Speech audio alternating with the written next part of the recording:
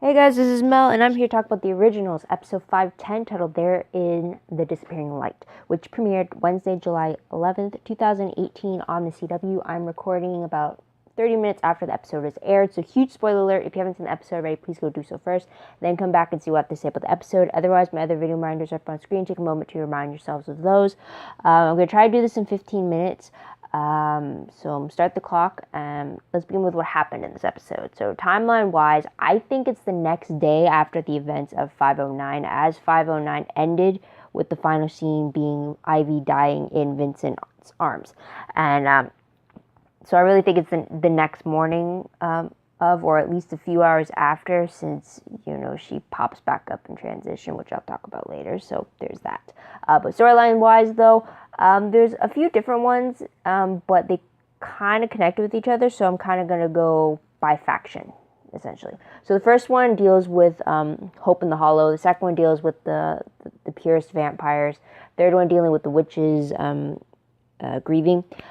So with that said, the first one with Hope dealing with the Hollow, she has to deal with releasing this rage to feed the hunger from the Hollow, essentially. So she tries to do it through Klaus. It's not enough. She tries to do it with Roman, thinking that's the source of who she wants to play it on. It's not enough when she realizes they're kind of the same in this sense. And then she finally releases that anger against the purest vampires, or Greta's vampires, or Emmett's vampires, however you want to call them. The ones trying to kill her, essentially. So there's that. Now when it comes to the vampires, though, before Hope gets her claws into her, or into them, Emmett and his vampires managed to kidnap Marcel so that they could extract his venom to use it to kill Klaus and for Hope. Since stories have said that the venom could kill a hybrid, could kill an original. I mean, we saw it almost happen in 322. And they believe it could do the same for Hope. So there's that. So they did manage to get a vial of it, but Hope managed to smash it during her little revenge ploy against them. So there's that. And the third one with the witches, as I said, all the poisoned witches that died at the end of 509 ended up waking up in this episode only to realize that they are in transition to being vampires. So not only were they poisoned, but they were dosed with vampire blood. So there's that. So this whole episode was kind of, I guess, the span within a day, because by the end of the episode, Ivy does die a witch. She refuses to become a vampire. But throughout her time of being dead, not dead, Vincent shows her what the true afterlife is when it doesn't coincide with Ivy's visions about it. And with that conflict set, Vincent proposes to the other witches that they free their connection from the ancestors so the ancestors could finally be at peace. And in doing so, their magic is going to change and shift back to the ways of magic from nature. So the ways that the witches from Vampire Diaries, we are known to have them with their magic. So like Bonnie Bennett, she had nature magic, because as we know, the New Orleans, they dealt with ancestral magic. So it's very different there. And also, nature magic was supposed to be essentially what the Michelson family originally dabbled in. So there's that. So we're going to see a shift in how magic is done there now. Last scenes of the episode, though, show Hope accidentally triggering her werewolf gene when she accidentally kills a human during her crusade against the purest vampires. So there's that. Character-wise, though, we do see Declan returning, and he claims to be experiencing blackouts, which leads to him trying to research into what happened to his Uncle Kieran and his cousin Sean to see what led them down the path that they went into suicide. Him not realizing that it was supernaturally tainted reasons that led them to suicide. So he's trying to figure out if what's happening to him is what had happened to them. With Ivy, as I said, she died as a witch, and her last words were that she is seeing her father again, and he's as beautiful as she remembers, and then she dies in Vincent's arms. Though we don't see her father; it's just assumed. Also with Emmett, we find out that he came to New Orleans because he had heard the stories of Marcel's rule and how it was so great and legendary, all before he became the super beast hybrid that he is now. So there's that. Also with Antoinette, we find out that she plans to go to Shanghai because an old friend who she trusted suggested that to her. I'm assuming that was Elijah back in the what was it, the 20s or the 40s? I think it was the 20s, back in the 20s or 30s when he was in Germany. So I think that's when he made the suggestion, but she's going to take his word on that. So they part ways. But tidbit-wise, going into this, you don't see Freya in this episode. She is mentioned very briefly by Marcel, who wants to call upon her for some help, which he helps, so there's that. We also get Klaus not trusting Elijah still, even though he has retained all of his memories again. And then also, it looks like Antoinette doesn't know if Elijah still has true feelings for her, despite him claiming that his feelings for her haven't changed. He's just been keeping his distance because of now the fueled family feud between them. And him trying to reconcile with his family. So there's that. But moving on to the most shocking moment of the episode, I will have to say Josh dying was something I was not expecting. But that was kind of remedied when he got to reunite with Aiden in the afterlife. So I was okay with that. I mean, that seeing Aiden again was just fantastic. He wasn't mentioned previously, or not previously, earlier in the episode when Aiden was getting to know the soldier back at the bar, and when he kind of is the way is why he doesn't think they should continue further, he brings up that Aiden, the soldier reminds him of Aiden. So it was just great to see Aiden again, even if it was for a small moment. Just the idea that Joshua found his peace in the afterlife with the love that he lost, that makes up for the fact that Josh died, because at least he got his happy ending in a sense.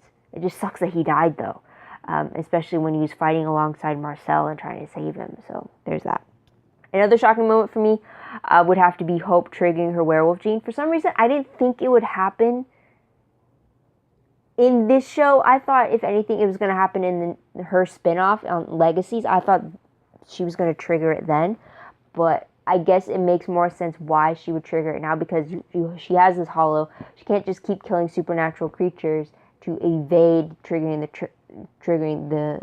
the curse by fulfilling the whole rage thing, right? So on the one hand, I am surprised that it feels like too early for her to have triggered it, but then on the one hand, it makes sense why she would trigger it now, because she can only, with so much rage inside of her, there's only so many ways she could avoid killing someone and still enacting that same rage, if that makes sense. Anyways, I don't know. But moving on to top 3 favorite moments, I will have to say Hope going against the Pierce vampires was a fantastic display of magic, although it was hollow magic that she was using, which is dark magic, yes. It was just great to see her use the power the way she did, and not only take out that rage and kind of settle those whispers for a time being, but she eliminated all the Pierce vampires. So like every vampire that's trying to kill her because she's a hybrid, they're now dead. So that was like, thank you, 2 birds, 1 stone, fully gone right now. So that was fantastic. Also, the lead up to that was great as well, because you got the vampires lured into the trap that Elijah and Antoinette had set for them, and then Hope just released the trap on itself and then killed them. So it was just great teamwork. It was a great way to show how this is essentially the strongest family to walk the earth. You don't go against this family, and if you do, you get consequences. And in a sense, you get the youngest unleashing all this power against you. So it was just great to see that power put into play. Yes, you have it built up for the last 2 episodes of Hope trying to deal with this dark magic. Also, for the remainder or the earlier parts of the season, you got the remnants of that power being displayed in the 4 parts of the Michelson. So it was interesting to see what it could be done through Hope, if that makes sense. I'm trying to make sense of it myself, actually. But anyways, that's a favorite there. Another favorite was the reunion between Josh and Aiden. Love that, even though it was less than 2 minutes or so. Still love that idea that they now have their happy ending together, and they just drove off into the sunset. So it's just, I'm okay with that. Completely fine. Totally happy. The smile on his face when he saw him again. And how Aiden says, like, God, I miss you. It's like, yes, yes, yes, yes, yes, yes. It's been, what, 3 years for us? Aiden died in season 2 by Dahlia's hands. But for Josh, it's been a while, right? 7. Yeah. Wait. Oh, it's been 13 years.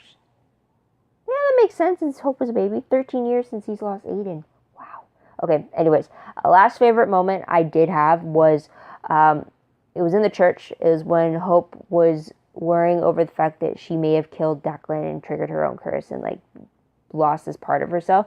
What made it my favorite scene was Roman coming in and trying to comfort her and trying to say that you are still you, you're still good, there's no way you could ever be like me, I'm the bad, you're the good, this one action doesn't change anything. Like, he's trying to get her to calm down and try to see the fact that this one thing doesn't change who she is. It doesn't change things for him about her and stuff like that. It was just really, considering that they're supposed to be at odds with each other, it was really great that in that moment, he offered his comfort to her and tried to give her that reassurance she needed, but then also she was willing to accept it and not just push him away. So it was great to see that, and then even for her to tell him that you really shouldn't be here, and then he agrees, like, yeah, I know, and yet they don't move. Like, they still stay in their positions where she's leaning on his shoulder. It's just like, as long as it's out there, you guys know that this shouldn't be happening, and you still continue forward. It was a really cute scene between them, despite I guess, in addition to the added emotion happening with Hope freaking out over the fact that she just triggered her curse and stuff like that.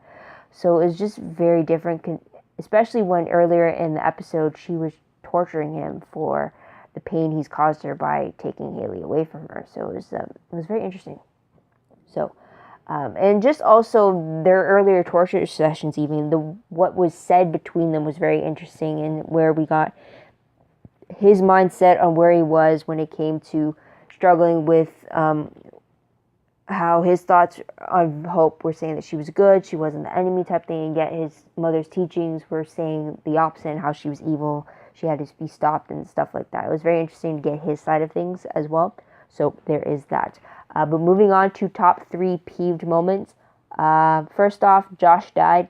I wasn't expecting it. I mean, yeah, Julie Plex said that there's going to be more deaths to come before the series finale happened, but I still wasn't expecting Josh to die the way he did. I mean, jeez.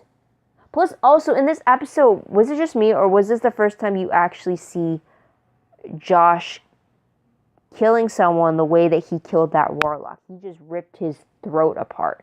And it's just, usually it's fight scenes where it's not really obvious how they killed or put down their enemy, right? But with Josh, for that scene, for some reason, I thought that was the most gruesome I've seen him be. I think it's usually the peacemaker. I don't know. But anyways, Josh dying, but then that peeve got rectified when he reunited with Aiden, so I'll leave it at that. But another peeve that I had, though, was Ivy arguing with Vincent about the state of the afterlife being so abysmal when she was standing in the afterlife surrounded by it. It's not like if, like, he was telling her and he had no proof about it. He had her standing in the proof. And she was just arguing over the fact that, no, this must be a lie, manipulation. It's like, you're standing right there. The proof is right in front of you. And yet you're arguing about it. So it's just like, that annoyed me like crazy. And like, yes, I get that you've had visions about the afterlife being peaceful and stuff like that. And that makes sense, sure. But then it's like, you have no proof of that aside from your visions. Like, unless you see proof of that, like us fans from the Vampire Diaries know that there is peace after death, since all the different sectors in the afterlife have been broken down to get them to that point. But with the afterlife in New Orleans, it's very different. It's like hell. They have their own other side, essentially, with the ancestors. So I don't know. With Ivy's part, it was just the whole argument about her not believing the afterlife being so bad in the state that it was. It was just, for some reason, it ticked me off. But I'll leave it at that. Moving on to what moment will I remember most when I look back on this episode. Hope's revenge, for sure. That big burst of power. Especially when the season trailer that we got earlier on, before the season even started, it showed remember this very quickly, was that it showed Hope having that burst of a scream and power, blue power being emitted from her. And I remembered that, and I was thinking, oh, I always thought that was going to be somehow connected to her either taking in the hollow from her family, or some type of, that was going to be connected to her releasing the power of the hollow from her family, or taking it in from them. I never thought it would be her actually unleashing the power of the hollow on someone else, like she did in this episode. So that was going to be a huge reminder there. But since the timer went off, I'm going to try to go very quickly. But random questions. First one, with Hope a hybrid now, does that affect the hollow's strength within her? Does that mean, now that Hope's technically stronger, now that she has access to her werewolf side, does that make the hollow stronger too? Which puts Hope at a disadvantage to fight it. So that's a question there. Another question is Elijah supposed to meet up with Antoinette in Shanghai later on? Like after the dust settles with what's happening with the hollow and Hope, and if they happen to figure out a way to stop and save Hope from that, is he meant to go meet up with Antoinette later on? That's a question there. Another question is Roman leaving with Antoinette, is he going to stay behind and kind of help Hope out? Not sure where they stand there though, but there's that. Last question, why is Declan suddenly having blackouts? Is that tied in with Elijah's compulsion of him in the previous episode, or is it truly related to something else being the trigger for Declan? So that's a question there. But moving on quickly to predictions, very quickly talking about the promo for 5/11. It shows Freya, Haley, and Rebecca returning. It also shows that the dark magic is destroying Hope from the inside out, said by Rebecca to Klaus. It also shows Haley talking about X's that you can't shake. It looks like Elijah, it's meant to be towards that. And it looks like Elijah is leaving with a packed bag. And then I had to watch the promo again, but it did show footage of Cole and Davina as well returning to do some magic. So that's exciting there. But based off the synopsis for 5/11, it reads that Klaus turns to Davina for help to learn more about a mysterious affliction affecting Hope. On their wedding day, Freya and Keelan make a tough decision about their future together, and while Elijah is forced to confront a past memory of Haley. Finally, Declan's growing curiosity in the city's supernatural secrets forces Marcel to step in. So they did release a photo of Keelan and Freya both in their wedding dresses down at the aisle, with Cole acting as the minister. So that's exciting there. Also, the way the synopsis is set up and the way the promo is set up, it looks like a lot of the major characters are coming back in this episode. So I'm super excited for that. Cole and Rebecca haven't been seen since 508, since the trip to the Chambre de la Chat. The fact that we are going to get Davina again for the first time this season is going to be fantastic. It'll be interesting to see what the relationship between her and Klaus is going to be like, considering they have the enemy thing going on between them. Wonder if that's changed now that she's Cole's wife. So there's that. The fact that we're going to get the wedding of Freya and Keelan is going to be exciting. So I can't wait to get all that. And the fact that we are going to get Haley again through memories, I can't wait for this episode. Like, seriously. Any other predictions, though? They did release the synopsis for 5/12. I won't say what it is, but it does mention Caroline and Alark. So they are set to appear, which is exciting. So aside from that, 5/11, 5/12, 5/13, that's 3 episodes left of the final season. So what did you guys think of this episode, guys? What did you guys like about it? What do you think is going to happen next? Let me know in the comments down below. Love to hear your own thoughts, theories, and predictions, but what you think is going to happen in the final 3 episodes. Also, don't forget to like this video, subscribe to my channel, and check out my other videos if you haven't done so already. If you want, check out my Tumblr page. The link for that is down below. I reblog promos, web clips, quotes, gifs, synopses, news, all that good stuff, all found in one place. Go check it out. I am behind, fully aware of that. I completely need like a day or two of just Tumblr to update everything. So be on the lookout for that. WordPress account, link for that is down below. Everything I post online is attached to WordPress. It's more organized. It's still a work in progress, so keep that in mind as well. Also, if you want a recap of the episode, a play-by-play, if you will, check out my Livejournal entry link down below.